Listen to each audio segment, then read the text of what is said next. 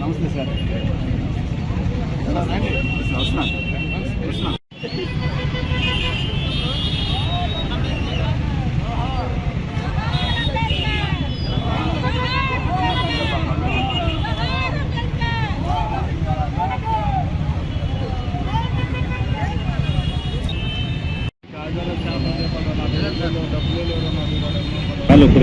పైకి లేదు ఘోరంగా ఉంది.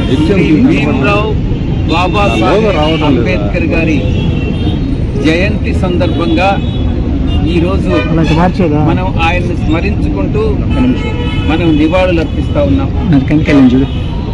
భారత రాజ్యాంగం రచించి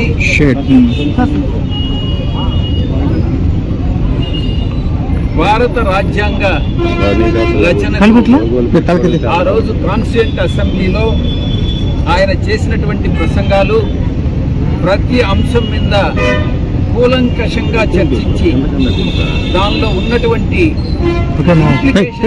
కూడా సానుకూలంగా అర్థం చేసుకుని భవిష్యత్తులో భారతదేశంలో ప్రజాస్వామ్యం కలకాలం పరిడవిల్లాలంటే ఏ రకంగా రాజ్యాంగంలో ప్రొవిజన్స్ ని రొందుపరచాలి అన్నటువంటి అంశానికి ఆయన మార్గదర్శకుడిగా రచించినటువంటి ఆ రాజ్యాంగం ఈ రోజుకి కూడా ఇప్పుడు కూడా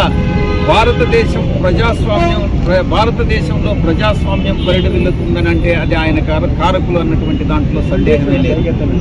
ముఖ్యంగా ఆంధ్ర రాష్ట్రంలో వైఎస్ఆర్ కాంగ్రెస్ పార్టీ అధినేత గౌరవ ముఖ్యమంత్రి వర్యులు శ్రీ జగన్మోహన్ రెడ్డి గారు బాబాసాహెబ్ అంబేద్కర్ గారి స్ఫూర్తితో ఆయన బలహీన వర్గాలని ఏ రకంగా అణగారినటువంటి వర్గాలని ఏ రకంగా అభివృద్ధి చేయాలి అన్నటువంటి విషయంలో ఆయన్ని స్ఫూర్తిగా తీసుకుని మన గౌరవ ముఖ్యమంత్రి వర్యులు అమలు చేస్తున్నటువంటి సంక్షేమ పథకాలు కానీ రిజర్వేషన్స్ కానీ వీటన్నింటినీ కూడా ప్రజలకు ఆంధ్ర రాష్ట్ర ప్రజలకు తెలుగు ప్రజలకు ఎంతో మేలునిస్తున్నాయన్నటువంటి విషయంలో సందేహం లేదు.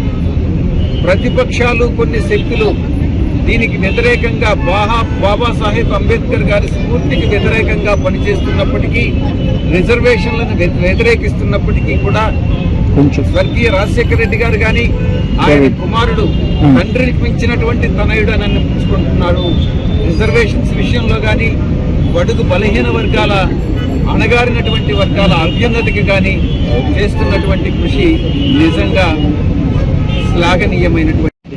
అందుకే ఈరోజు ఆంధ్ర రాష్ట్రంలో పేదలు, బడుగులు, బలహీన వర్గాలు, బీసీలు, ఎస్సీలు, ఎస్టీలు, మైనారిటీలు అందరూ కూడా ఈరోజు జగన్మోహన్ రెడ్డి గారిని కీర్తిస్తున్నారని అంటే ఆయన బాబాసాహెబ్ అంబేద్కర్ గారి దగ్గర నుంచి తీసుకున్నటువంటి స్ఫూర్తి ఆయన పరిపాలన.